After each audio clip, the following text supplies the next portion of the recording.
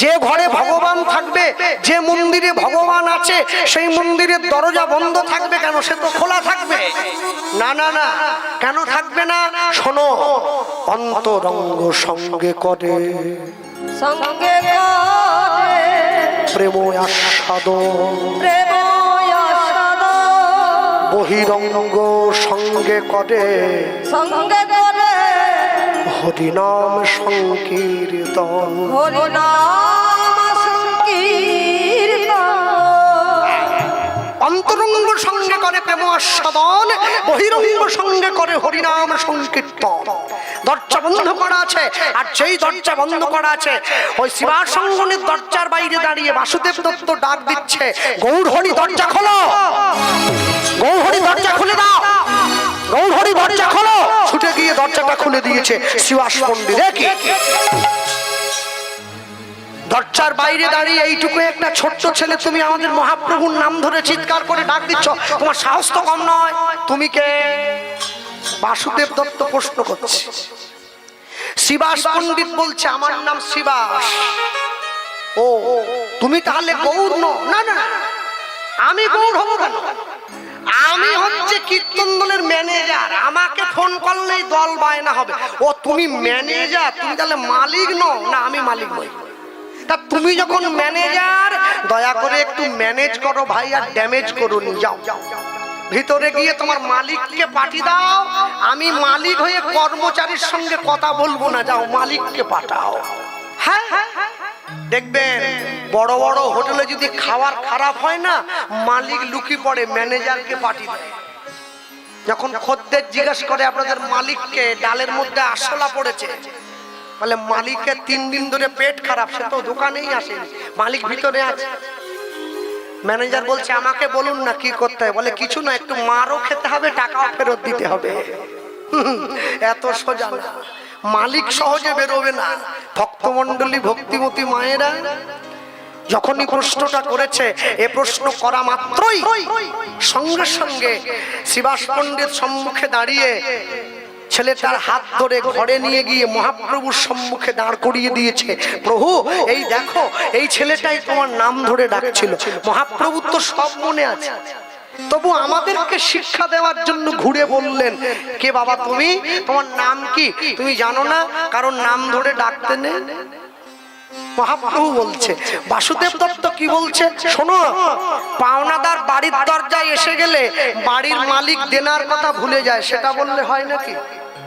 মহাপ্রভু বলছে, তুই আমার কাছে পাওনাদার? আগে হ্যাঁ, মনে করা এই যে সত্য যুগে সামান্য একটু অন্যায় করেছিলাম বলে তুই আমাকে আমার মাতৃগর্ভে রেখে দিয়েছিলে 5000টা বছর। ত্রেতা যুগে আমি আরেকটু অন্যায় করেছি, তুমি আমাকে জ্বলন্ত আগুনের উপর দিয়ে হাঁটিয়েছো। দাপর যুগে তুমি বৃন্দাবন থেকে দ্বারকার রাজা হয়ে গেছো 89 বছরের জন্য। আমি দ্বারকায় গিয়ে প্রতি বছর তোমাকে একটা করে রাধা নাম শুনিয়ে এসেছি 89 বছরে 89 বার। কলিযুগে আমি তো আবার এসে গেছি। মহাপ্রভু বলছে, এভাবে বললে হবে না, একটু ভেঙে বল। বলবো, শোনো, সত্য যুগে আমি অন্যায় করেছিলাম বলে তুমি আমাকে আমার মাতৃগর্ভে রেখে দিয়েছো 5000টা বৎসর। আমি ছিলাম সত্য যুগের প্রহ্লাদ। ত্রেতা যুগে তুমি রাম হয়েছো, আমি তোমাকে জ্বলন্ত আগুনের উপর দিয়ে হাঁটিয়েছি, আমি ছিলাম রাম ভক্ত নরসি। দাপর যুগে তুমি বৃন্দাবন ছেড়ে দ্বারকার রাজা হয়ে গেছো, আমি প্রতি বছর দ্বারকায় গিয়ে তোমাকে একটা করে রাধা নাম শুনিয়ে এসেছি। আমি ছিলাম দ্বারকায় তোমার প্রিয় কীর্তনের গায়ক, আমার নাম মধুব্রত। সত্যের প্রহ্লাদ, ত্রেতার নরসি, দাপরের মধুব্রত, আমি কলিতে বাসুদেব দত্ত। মহাপ্রভু বাসুদেব দত্তকে বুকে জড়িয়ে ধরে প্রশ্ন করছে, এই বাসু, তাহলে আমার কাছে কি মনে করে ওই যে দাপর যুগে আমি তোমাকে 89 বার রাধা নাম শুনিয়েছি, ওই রাধা নামের ঋণটা তুমি আমাকে পরিশোধ করে দাও, আমি তাহলে খুশি হব। মহাপ্রভু বলছে, 89 বার যখন হয়েই গেছে, আরেকবার শুনিয়ে 90 পূরণ করে দিলে ভালো হতো না? তাহলে তুই যা চাইতি আমি তোকে সুদে আসলে দিয়ে দিলাম। আচ্ছা আগে কথা দাও, আমি যা চাইবো তুমি তাই দেবে। বাসুদেব দত্ত হাতে হাত দিয়েছে। মহাপ্রভু যখনই হাতটা ধরলো, বাসুদেব দত্ত বলে উঠছে, শোনো প্রভু, মনে রেখো, সাধু যদি কথা দিয়ে কথা না রাখে তার সাধুত্ব চলে যায়, মুনি যদি কথা দিয়ে কথা না রাখে তার মনন চলে যায়, ভক্ত যদি কথা দিয়ে কথা না রাখে তার ভক্তি চলে যায়, বৈষ্ণব যদি কথা দিয়ে কথা না রাখে তার বৈষ্ণবতা চলে যাবে, মানুষ যদি কথা দিয়ে কথা না রাখে তার মনুষ্যত্ব নষ্ট হয়ে যাবে। দাও কথা দাও। বেশ, হাতে হাত দিয়ে মহাপ্রভু কথা দিচ্ছে, তুই আমাকে 89 থেকে শুনিয়ে রাধা নাম 90 পূরণ করে দে, তুই আমার কাছে যা চাইবি তাই দে। বেশ, তাই হবে কথা। তাহলে 89 থেকে 90 পূরণ করে দিতে হবে। আমরা বলতে গেলে বলতেই পারি একসঙ্গে, হিন্দিতে নয় বাংলায় বলবো, কারো হাত যেন নিচে থাকে না। হ্যাঁ, মা দুর্গার চরণতলে বসে আমাদের পাশেও তো কীর্তন হচ্ছে, অরিজিৎ গাইছে। আজকে পরিবেশটা একেবারে আনন্দে ভরে গেছে, এদিকেও কীর্তন এদিকেও কীর্তন, যাক খুবই আনন্দ। আমরা বলতেই পারি একসঙ্গে বলবো, রাখাল রাজা 90 পূরণ করে দাও, বলে দে না কোথায় বৃন্দাবন, রাধা কুণ্ড শ্যাম কুণ্ড গিরি গোবর্ধন। আস্তে চরণ ধরে করি মানা, কারো হাত যেন আর বগলের তলায় থাকে না। হাতটা বের করো, এইভাবে তোলো, দাও, তালিটা দিতে হবে। আর হাত যে তুলে তালি না দেবে, আমি যাওয়ার সময় ও যে কমিটি বসে আছে উপরে, কমিটিকে বলে যাব সেজন্য লক্ষ্মীর ভান্ডার না পায়। মজা করছে, দাও তালি দাও। রাখাল রাজা বলে দে না কোথায় বৃন্দাবন, রাধা কুণ্ড শ্যাম কুণ্ড গিরি গোবর্ধন। লুধ্বনি হরিব।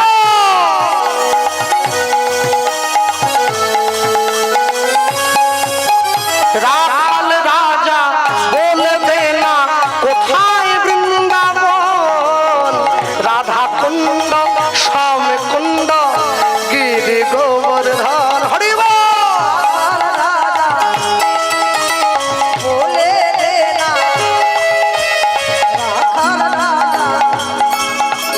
রাখাল রাজা বলে দে না কোথায়, রাধা কুণ্ড শ্যাম কুণ্ড গিরি গোবর্ধন। হরিব।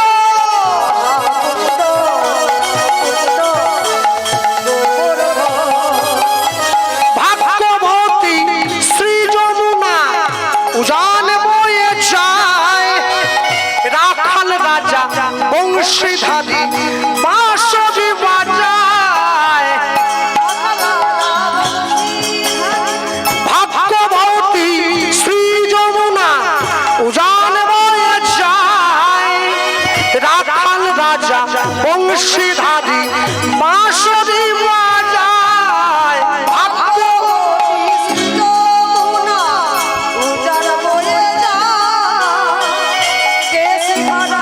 বংশীধারী রাখাল রাজা বাঁশি বাঁশি বাজায় রে কান্হা, বাঁশি বাজায়, বাঁশি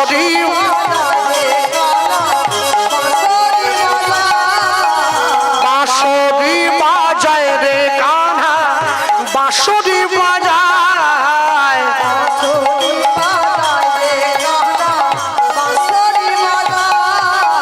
রাধা কুণ্ডে শ্যাম কুণ্ডে আছে শ্যামদায়। হরি হরি বল।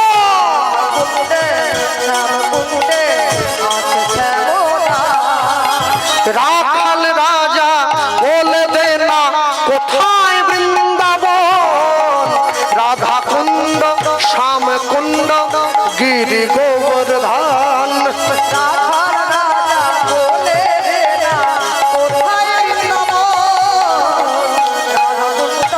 শ্যাম কুণ্ড বলো, রাধা কুণ্ড শ্যাম কুণ্ড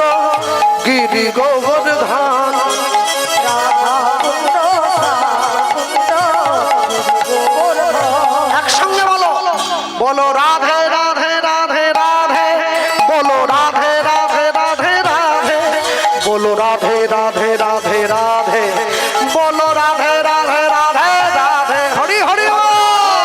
রাধে রাধে বলো রাধে রাধে রাধে রাধে বলো রাধে রাধে রাধে বলো রাধে রাধে রাধে রাধে বলো রাধে রাধে রাধে রাধে বলো রাধে রাধে রাধে রাধে বলো রাধে রাধে রাধে রাধে বলো রাধে রাধে রাধে রাধে বলো রাধে রাধে রাধে রাধে বলো রাধে রাধে রাধে বলো রাধে রাধে রাধে বলো রাধে রাধে রাধে বলো রাধে রাধে রাধে রাধে বলো রাধে হরি বল। রাধে রাধে রাধে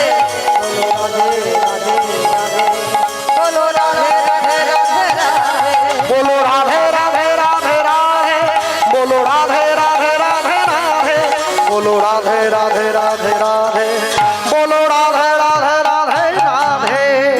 আরে বলে ভাই রাধা রানী কি भगवान कृष्णचंद्र की माँ के बिहारी लाल की राधा कुंड की श्याम कुंड की गिरी गोवर्धन की अष्ट सखी की जावट की वंशी बट की बरसाने वाल की निताई गौर ब्रह्मानंद हरि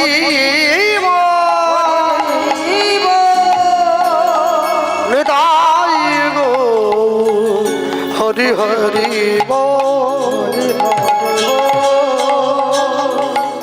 89 ছিল 90 পূরণ করে দেওয়া হয়েছে। 90 পূরণ করে দেওয়ার পর সম্মুখে দাঁড়িয়ে বাসুদেব দত্ত চেয়ে বসলো, প্রভু তাহলে এতক্ষণ পর্যন্ত তুমি বলেছিলে আমি যদি 89 থেকে 90 করে দেই আমি যা চাইবো তুমি আমাকে তাই দেবে, এবার তুমি আমাকে দিয়ে দাও। এই বলা মাত্রই সঙ্গে সঙ্গে মহাপ্রভু বলে উঠছে, তুই কি চাস আমার কাছে? বাসুদেব দত্ত বলে উঠছে, প্রভু এই কলিযুগের মানুষের যত অন্যায় যত পাপ সব তুমি আমায় দিয়ে দাও, এটাই তোমার আমার কাছে চাওয়ার, অন্য কিছু আর চাওয়ার নেই। বলা মাত্র মহাপ্রভু সামনে বসে বাসুদেব দত্তকে বলে উঠছে, কলিযুগের জীবের কত অন্যায় তুই জানিস? মনে রাখিস 100 মানুষ বধ করিলে যেই পাপ হবে, এক গাভী বধে জীবের তত পাপ কবে। 100 গাভী বধ করিলে যেই পাপ হয়, এক নারী বধে জীবের তত পাপ কয়। 100 নারী বধ করিলে যেই পাপ হবে, এক ব্রাহ্মণ বধে জীবের তত পাপ কবে। 100 ব্রাহ্মণ বধ করিলে যেই পাপ হয়, এক বৈষ্ণব বধে জীবের তত পাপ কয়। 100 বৈষ্ণব বধ করিলে যেই পাপ হবে, এক ব্রহ্মচারী বধে জীবের তত পাপ কবে। 100 ব্রহ্মচারী বধে যেই পাপ হয়, এক সন্ন্যাসী বধে জীবের তত পাপ কয়। শুনিয়া এই পাপের কথা প্রভু বলে তাই, 100 পাপ পূর্ণ হইলে জীব পঙ্গু হয়ে যায়। 1 লক্ষ পাপ করিলে জীব বোবা হয় তবে, 10 লক্ষ পাপে জীব কর্ণে বধির হয়ে যাবে। 1 কোটি পাপে জীব মায়ায় পড়ি রয়, 5 কোটি পাপে মায়েরা অপুত্র করয়। 8 কোটি পাপ করিলে জীবের মাথায় বজ্রাঘাত হবে, তার চেয়ে বেশ বেশি পাপে জীব নরকে পড়ি রবে। কেমনে হইবে বল মোদের পাপ বিমোচন, তোমরা নিশি করো সদাই হরিনাম সংকীর্তন। জীবের একটাই উপায় আছে, নাম সংকীর্তন করো। সঙ্গে সঙ্গে মহাপ্রভু দাঁড়িয়ে বলে উঠলেন, বাসুদেব তুই আমার কাছে যা চাইছিস আমি তোকে দিতে পারি, তবে তার জন্য আমার একটা শর্ত আছে। কি শর্ত? তোকে একটা বিয়ে করতে হবে। যেই বলেছে বিয়ে করতে হবে, অমনি সঙ্গে সঙ্গে বাসুদেব দত্ত বলে উঠছে, বিয়ে আমি করতে পারি, আমারও একটা শর্ত আছে, মেয়েটা তোমায় দেখে দিতে হবে। হরিনাম কৃষ্ণ নাম বড়ই মধুর, আর যে জনা কৃষ্ণ ভজে সে বড় চতুর। মহাপ্রভুকে যখনই ভক্ত বলল মেয়েটা তোমায় দেখে দিতে হবে, শিবাসঙ্গনে কীর্তন হয়ে যাওয়ার পরে প্রত্যেকদিন একটি মেয়ে আসতো শিবাসঙ্গনটা পরিষ্কারের জন্য, যে মেয়েটির নাম ছিল পদ্মাবতী। মহাপ্রভু শুভ দিনে শুভক্ষণে বাসুদেব দত্তের সঙ্গে পদ্মাবতীর 4 হাত এক করে দিল। ফুলসজ্জার ঘরে বসে বাসুদেব দত্ত পদ্মাবতীকে বলছে, জানো তো পদ্মা, আজ আমাদের ফুলসজ্জা, মনে রাখবে ফুল দিয়ে সাজিয়ে রাখা পালঙ্কের উপরে আজ আমাদের রাত্রিবাস করতে হবে। মনে রেখো, মানুষ যেদিন ফুলের উপরে ঘুমায় সেদিন তার ফুলসজ্জা হয়, আর ফুল যেদিন মানুষের উপরে ঘুমায় সেদিন তার অন্তিম সজ্জা হয়। হ্যাঁ, সেদিন আমরা ফুল দিয়ে সাজিয়ে রাখা পালঙ্কের উপরে রাত্রি যাপন করেছি, আমাদের ফুলসজ্জা হয়েছে। আর যেদিন আমরা চিরঘুমে ঘুমিয়ে থাকবো, ফুল উপরে ঘুমিয়ে থাকবে, সেদিন আমাদের অন্তিম সজ্জা হবে। আমাকে বলো হরি হরি বল বলে শ্মশানে নিয়ে যেতে হবে। তুমি কোনটা চাও? পদ্মাবতী বলছে, আমি ফুলের উপরেও শোবো না, ফুলও আমার উপরে শোবে না, আমি চাই ফুলটা মালা হয়ে সারা জীবন আমার গলায় থাকুক। তাহলে একটা কথা দাও। কি কথা? আমি কিন্তু প্রত্যেকদিন রাত্রিতে শিবাসঙ্গনে গিয়ে হরিনাম সংকীর্তন করে আসবো গৌরের সঙ্গে, তুমি আমাকে না বলতে পারবে না। পদ্মাবতী বলছে, তুমি হরিনাম সংকীর্তন করতে যাবে, এটা তো বড় আনন্দের, কিন্তু হরিনাম সংকীর্তন যা করবে এখানে এসে আমায় বলবে। কেন? নববিধা ভক্তির প্রথমেই আছে শ্রবণং, কীর্তন শ্রবণ করো, তারপরে আছে কীর্তন। বাসুদেব দত্ত যায় আর ফিরে আসে, যায় আর ফিরে আসে। আজকে ফিরে এসেছে ঘরে, ঘরে ফিরে এসে নিজের স্ত্রীকে বলছে, আমার গৌরকে কেমন দেখলাম জানো তো? আমার গৌর শুধু গৌর নয়, আমার গৌর একদিকে গৌর একদিকে কৃষ্ণ, আমি দেখলাম আমার গৌর রাধা কৃষ্ণ মিলিত তনু। বাসুদেব দত্ত বলছে আর পদ্মাবতী শুনছে, একই সঙ্গে দুজন। বাসুদেব দত্ত বলছে, কৃষ্ণ কেশব কৃষ্ণ কেশব মধুমাখা হরি নাম সুধা মাখা নাম। নিতাই গৌর হরি গো। গানের সময় ভাসিয়ে রাখবে।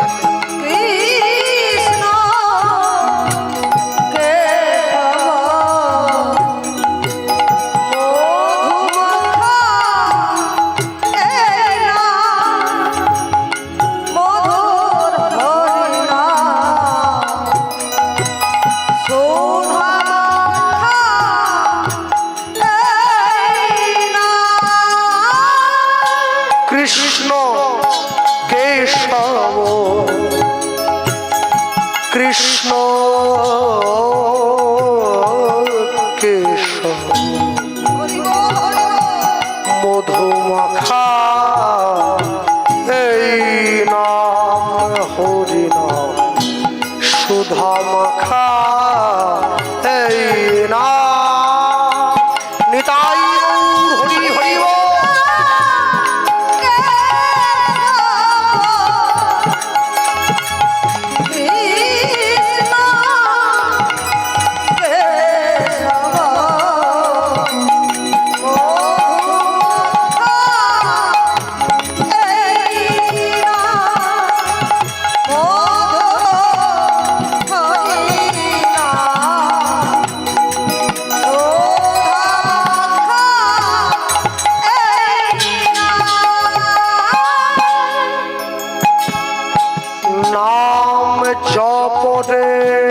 জপরে জপরে রসনায় নাম জপরে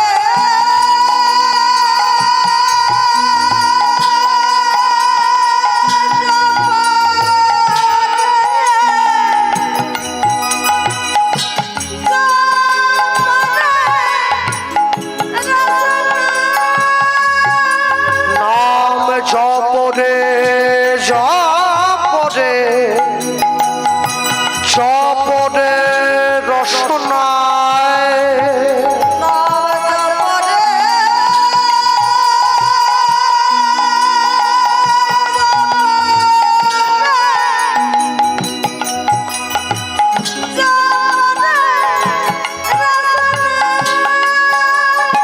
মধুমাখা এই নাম হরি নাম সুধা মাখা এই নাম কৃষ্ণ নিতাই গৌর হরি বল।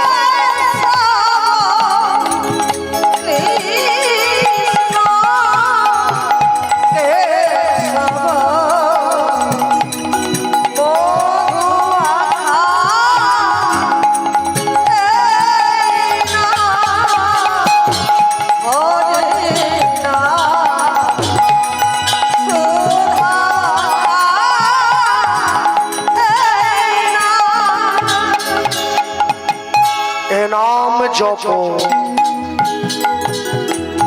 হলো আপনারে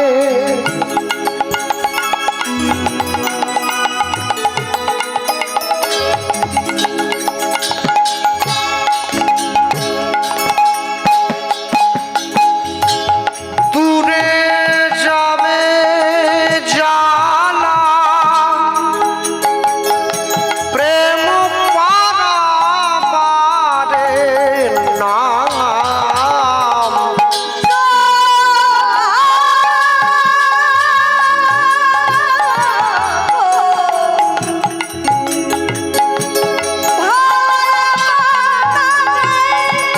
হরি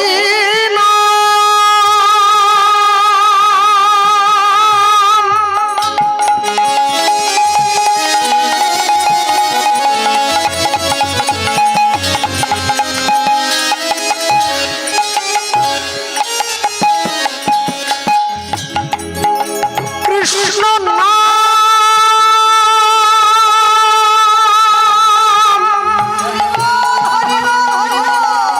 হরি নাম হরি নাম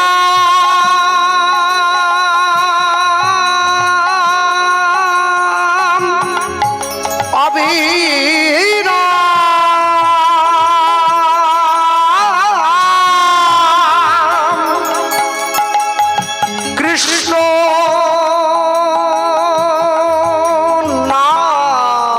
নাম হরি নাম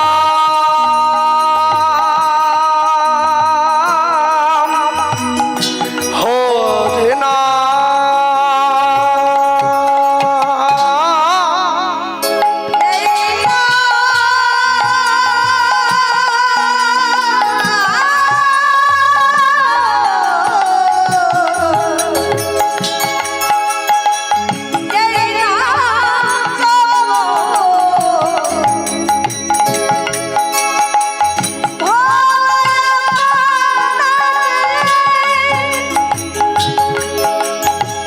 দূরে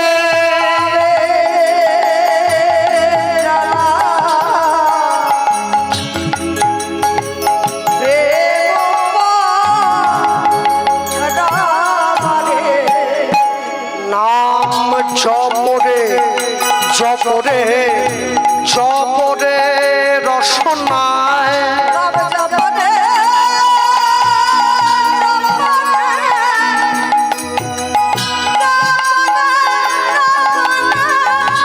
নাম জপরে জপরে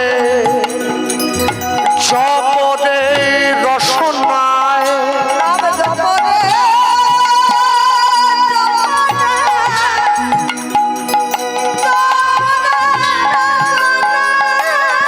মধুমাখা এই নাম হরিণ সুধা মাখা কৃষ্ণ নাম কৃষ্ণ নিতাই গৌর হরি বল।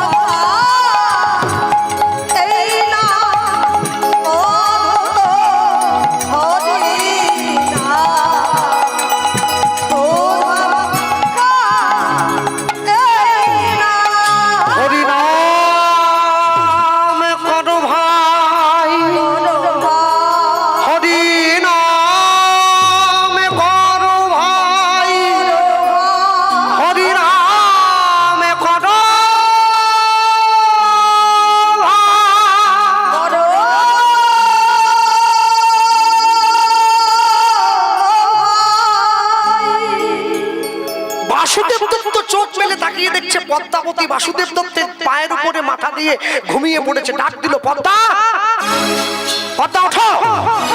যেই ডাক দিয়েছে উঠে বসেছে। তুমি জানো না ভগবানের নাম শুনতে শুনতে ঘুমোতে নেই? ভগবানের নাম শুনতে শুনতে ঘুমিয়ে পড়লে নাম অপরাধ হয়ে যায়। আস্তে, আমার ঠাকুমা মারা গিয়েছে আজ থেকে অনেক বছর আগে। আমার বাড়ি তো এখান থেকে বেশি দূর নয়, পশ্চিম মেদিনীপুর, ডেবরা থানা। আমার ঠাকুমা যাত্রা শুনতে খুব ভালোবাসত। মুক্তমঞ্জরি অপেরা, কি সীতা, কি স্মৃতির স্মৃতিতে জ্বলছে বধূ যাত্রা। রাত্রি 9টায় যাত্রা শুরু হবে, বিকেল 5টার সময় আর কোনো নাতি পেলনি, আমাকেই বলতো মাদুরটা নিয়ে একটু আমাকে দিয়ে আসবি চল। আমি বললাম এখনো অনেক বাকি আছে, তুমি এখন থেকে কোথায় যাবে? বলে না বয়স্ক মানুষ তো, আমি পিছনে বসলে আবার দেখতে পাই না, একটু সামনে বসবো আর কি। আরে এখন থেকে বসার কি দরকার? বলে তাহলে তুই এক কাজ কর, তুই মাদুরটা পেতে দিয়ে জায়গাটা থাক। ছেলে আমার, মেয়ে আমার, বাড়ি আমার, গাড়ি আমার। আধ ঘন্টার জন্য মেছেদা থেকে বাসে উঠে হলদিয়া যাচ্ছে, বাসের সিটে রুমাল রেখে দিয়ে বলে সিট আমার। যাত্রা শুনতে গিয়ে লোকের জমিতে মাদুর পেতে দিয়ে বলে জায়গা আমার। কোনদিন চিন্তা করেনি সব যদি আমার তবে আমি কার? আমি তো সরকারের। যেদিন দু চোখ বন্ধ হয়ে যাবে আমার সামনে সব সরকারি খামার, আমার বলে আর নাই। তার নিয়ে যাচ্ছি বয়স্ক মানুষ, চাল ভাজা নিয়েছে, আর ছোলা ভাজা, বাদাম ভাজা, বুঝলেন? আর লঙ্কা তো খেতে পারে না, একটু ভেঙে জিভে বোলায় আর কি, ঝালটা পায়। যাত্রা শুনতে যাচ্ছে, হ্যারিকেন নিয়েছে, তখন তো কারেন্ট নেই। তা আমি যেতে যেতে বলছি ঠাকুমা একটা কথা বলবো। বলে কি? আমি বলি আমার বাবা ওরা ক ভাই? বলে তোর বাবাকে নিয়ে 5 ভাই আর তোর 2টো পিসি, তাহলে কজন হলো? 7 জন। 7 জনেরই বিয়ে টিয়ে হয়েছে? বলে হ্যাঁ। নাতি নাতনি টাতনি নিয়ে মোটামুটি 100 থেকে 150 জনের পরিবার। তা আমি বললাম সারা জীবন এত যাত্রা করে স্বাদ মেটেনি, আবার যাত্রা দেখতে যেতে হচ্ছে। বলে কোন যাত্রা? আমি বলি আমি সংসারে অভিনয়ের কথা বলছিলাম। কত অভিনয়টাই না করলে, বিয়ের পরে বউ হয়ে এসে বউয়ের অভিনয়, তারপর এক এক করে আমার বাবা কাকাকে জন্ম দিয়ে মায়ের অভিনয়, তারপরে যখন বৌমা আনলে শাশুড়ির অভিনয়, তারপর যখন তাদের কোলে ছেলে পুলে হলো তখন আবার নাতনির অভিনয়, তখন আবার ঠাকুমার অভিনয়। এত অভিনয় করেও স্বাদ মেটেনি, আবার অভিনয় দেখতে যেতে দাঁড়িয়ে পড়েছে। চলো, দেরি হয়ে যাচ্ছে, লোক চলে যাচ্ছে। বলে না আর যাবো না, বাড়ি চল। সেই যে এসেছে আর যাত্রা শুনতে যেত না। যাত্রাতে একটা দৃশ্য শেষ হয়ে গেলে আলোটা বন্ধ হয়ে যায়, স্টেজের পরবর্তী দৃশ্যে আবার শুরু হয়। জীবনের যাত্রাপথের আলোটা একবার নিভে গেলে আর খুলবে না। বল হরি হরি বল বলে শ্মশানে নিয়ে চলে যেতে হবে। হ্যাঁ, জীবন বড় মধুর। আপনি জীবনকে যেমন দেবেন আপনি তেমন পাবেন। সারা জীবন ধরে উচ্ছে গাছ লাগিয়ে মরার সময় আম চাইলে পাওয়া যায় কি? মরার সময় উচ্ছেটাই নিতে হবে।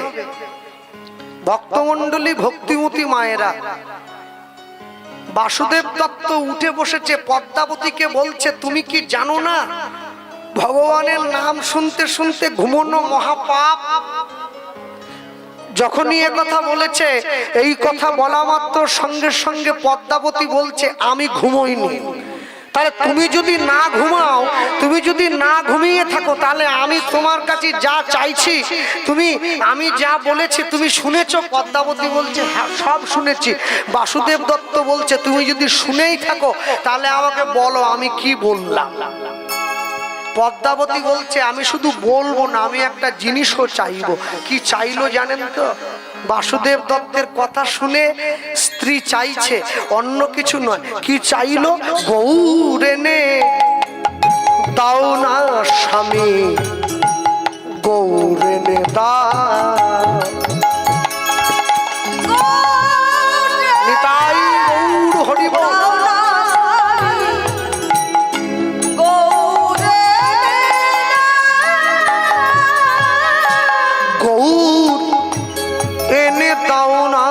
স্বামী গৌর এনে দাও।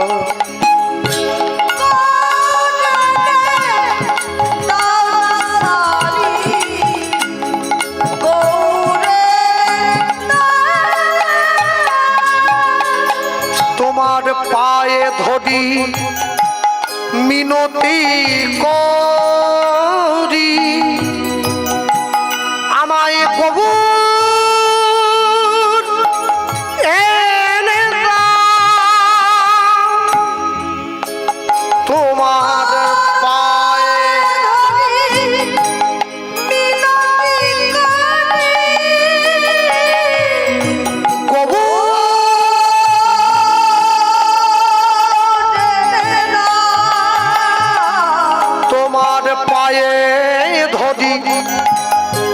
মিনতি করি, আমায় গৌর এনে দাও। তোমার পায়ে ধরি মিনতি করি, আমায় গৌর এনে দাও।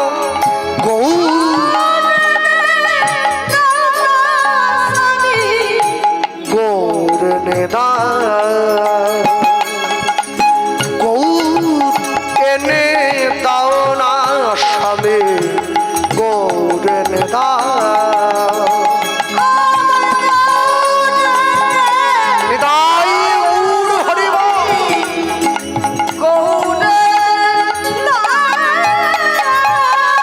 গৌর এনে দাও, গৌর এনে দাও, আমায় গৌর এনে দাও।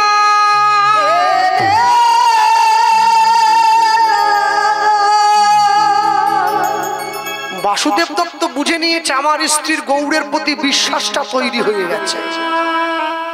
বিশ্বাসে মিলায় বস্তু, তর্কে বহুদূর। হ্যাঁ, যেই বিশ্বাস তৈরি হয়েছে, বাসুদেব দত্ত বলে উঠলো শোনো পদ্মা, গৌর আমি আনতে পারি, কিন্তু তুমি যদি আমাকে 1 মাস সময় দাও তাহলে আমি তোমায় গৌর এনে দিলেও দিতে পারি। হ্যাঁ বেশ। পরের দিন সকালবেলায় বাসুদেব দত্ত বেরিয়ে পড়েছে গৌর আনতে যাচ্ছে বলে।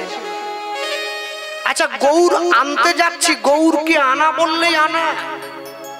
24 বছরের ছেলে, যা দুবার বিয়ে হয়ে গেছে, প্রথম স্ত্রী লক্ষ্মীপ্রিয়া, পরেরটা বিষ্ণুপ্রিয়া, তাকে আপনি চাইলেই পাবেন নাকি মামা বাড়ির আবদার নাকি? বাসুদেব দত্ত মনে মনে ভাবছে, আমি আমার স্ত্রীকে গৌর দেব বলেছি, কেমন দেব এটা তো বলিনি। মনে রাখবেন, এই যে বেরিয়ে চলে যাচ্ছে গৌরান্তে যাওয়ার জন্য,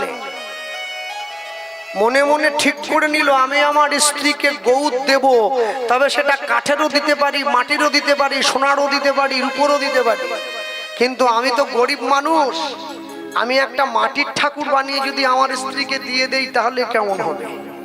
তাহলে মাটির ঠাকুর কারা বানায়? কলকাতাতে কুমোরটুলিতে যারা মৃৎশিল্পী আছে, কুমোর, তারা বানায় মাটির ঠাকুর। হ্যাঁ, আজকে আমাদের এখানে অষ্টমী, সপ্তমী হলে কি হবে? কলকাতায় তো অষ্টমী চলছে, কেননা তৃতীয়া থেকে পুজো শুরু হয়ে গেছে। কারণ যারা যারা পুজোর ফিতে কাটছে, ফিতে এখন তো দেখছি পুজোর ফিতা সব হিজাব টিজাব করে কাটা হচ্ছে, সে কাটা হোক। পূজা প্যান্ডেল উদ্বোধন করতে এসে গায়ক আবার গান গায়, হ্যাঁ, দে দে পাল তুলে দে মাঝি, হেলা করিস না, আমার একদিকে মক্কা আরেকদিকে মদিনা। এগুলোকে মারেনি কেউ? দুর্গা পুজোর উদ্বোধন করতে এসে গান গাইছে মক্কা মদিনা, তুই আরব চলে যা না, তুই এখানে থাকতে কে বলছে? আর গান ছিল নি বিশ্বে, ও ওইটা বেছে নিয়েছে দুর্গা পুজোর গান, বলে ওইটা হলে একটু ভালো হয় আর কি। হ্যাঁ, দুদিকটা ঠিক থাকে, যাক ছেড়ে দেন সে কথা। তা এখন কথা, এই তৃতীয়ার থেকে পুজো শুরু হয়ে গেছে। কালকে নাকি শুনছি কলকাতার পুজো প্যান্ডেল গুলোতে 2 লাখ করে 3 লাখ করে সব লোক হয়েছে। আমাদের সঙ্গে সপ্তমী এখনো দেরি আছে। হ্যাঁ, তা কলকাতায় কুমোরটুলিতে ঠাকুর ঠাকুর যারা তৈরি করে ওদেরকে কুমোর বলে। ওরা কুমোর, আর ওরা যে কুমোর ঠাকুর তৈরি করে, এই ঠাকুরের কথা বলতে গিয়ে মনে এসে গেল, কুমোর যখন ঠাকুর তৈরি করে, ঠাকুর তৈরি করার পরে ঠাকুর আসনে বসে যায়, ব্রাহ্মণ যখন ঠাকুরকে চক্ষুদান করে তখন সে দেবী হয়ে যায়, আর কুমোর হচ্ছে অস্পৃশ্য ছোট জাত হয়ে যায়। বাসুদেব দত্তের বন্ধুকে কলকাতা কুমোরটুলিতে জ্যোতির্ময় পাল, সোজা গিয়ে জ্যোতির্ময় পালের বাড়ির দরজায় দাঁড়িয়ে পড়েছে। জ্যোতির্ময়, একই রে বন্ধু তুই, বুকে জড়িয়ে ধরল। বিপদের দিনে যে পাশে এসে দাঁড়ায় তাকে বন্ধু বলে বলা হয়। বিপদের দিনে নিজের পকেটের পয়সা দিয়ে যে আপনার উপকার করে ওকে বলে বান্ধব। আপনার আত্মার সঙ্গে যদি তার আত্মার মিল হয় তখন সে আপনার আত্মীয়। আর যারা 6 মাসে 9 মাসে আপনাদের বাড়িতে এসে পোস্তুর বড়া আর বিউলির ডাল খেয়ে আপনাদের বদনাম করে বাড়ি যায় ওকে বলে কুটুম। দুর্গা পুজো সবার বাড়িতে কুটুম আসছে। হ্যাঁ, মানে পূর্ব মেদিনীপুরে সব বড় বড় পুজো। যাক, জ্যোতির্ময় পালের কাছে গিয়ে দাঁড়িয়ে বাসুদেব দত্ত জিজ্ঞাসা করছে, আচ্ছা বন্ধু, আমাকে একটা ঠাকুর বানিয়ে দিতে পারিস? ঠাকুর? কোন ঠাকুরটা নিবি বল? আয় ভিতরে আয়। গোডাউনে গিয়ে দেখাচ্ছে, দেখ দেখিনি, যা বৃষ্টি হলো পুজোর আগে ঠাকুরের নাকের ডগা পর্যন্ত জল উঠে গেছিল। যাক, সেবারে বৃষ্টি হয়নি। নিয়ে গিয়ে ঘর ভেতরে ঠাকুর দেখাচ্ছে। কোন ঠাকুরটা নিবি একটু দেখ, কোনটা যেটা পেট বড় আছে, সুর আছে? গণেশ। গণেশ বলে না না, অত বড় পেট বাবা দরকার নেই। তবে বাঙালি একটু ইদানিং গণেশ পূজায় বেশি মেতেছে দেখা যাচ্ছে। এটা মহারাষ্ট্র থেকে এসছে বাংলায় এই পুজোটা। হ্যাঁ, গণেশ পূজা এইভাবে বাংলায় হয় না। গণেশ পূজা বাঙালিদের কবে বলুন তো, জানেন? হ্যাঁ, বাঙালিদের গণেশ পুজো হচ্ছে 1 বৈশাখ। বাঙালিরা এখন তো হিন্দিকে নকল করছে। বাড়ির ছেলে মেয়েরা বোম্বে টোম্বেতে থাকে, তো ওরা বোম্বে থেকে পুজো নিয়ে বলে আমরাও করব। বাঙালিদের গণেশ পুজো 1 বৈশাখ, হালখাতার দিন। ওটা হচ্ছে বাঙালিদের গণেশ পুজো। ভক্তমণ্ডলী, ভক্তিমতী মায়েরা, বাঙালি অপরকে নকল করতে বড্ড বেশি ভালোবাসে। নকল বেশি করবেন না, এতে নিজেদের ক্ষতি হবে। নিয়ে এসে যখন দাঁড় করিয়েছে বলে না গণেশ নেব না। আচ্ছা, যে ঠাকুরটা শিবের বুকে পা তুলে আছে কালো রকম দেখতে, হাতে খড়গ নিয়ে কালি, বলে না দেখতে ভয় লাগছে, ও ঠাকুর আমাদের চাই। কিরম নিবি? যে ঠাকুরটা 10টা হাত, বলে ওরে বাবা অতগুলো হাত। কিরম নিবি? বলে যে ঠাকুরটা বানানোর জন্য এসেছি ওই ঠাকুরটা এখনো বাজারে আসেনি, নতুন আসবে। ও বল তাহলে অর্ডারটা লিখে নিচ্ছি, বল কেমন হবে ঠাকুর, বলতে হবে না? ঠাকুর কেমন হবে? বাসুদেব দত্ত বলছে, মিস্ত্রি লিখছে জ্যোতির্ময় পাল, কাগজ কলম নিয়ে। আপনারাও লেখুন ঠাকুর কেমন হবে। কবু হাসে কবু কাঁদে, হিয়া স্থির নাহি বাঁধে। হরি হরি বল। কবু হাসে কবু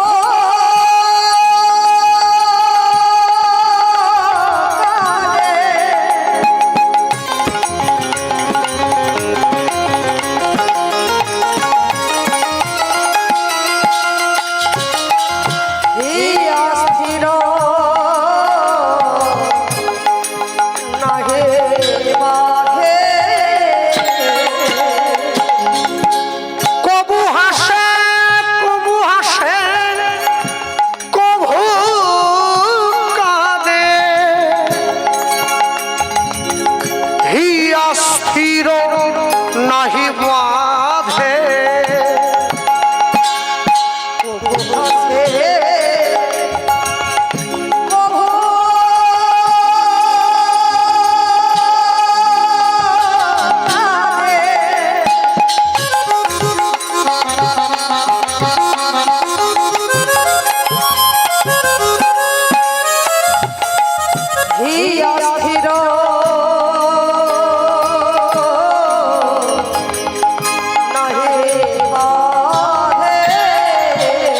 বলি কখনো বা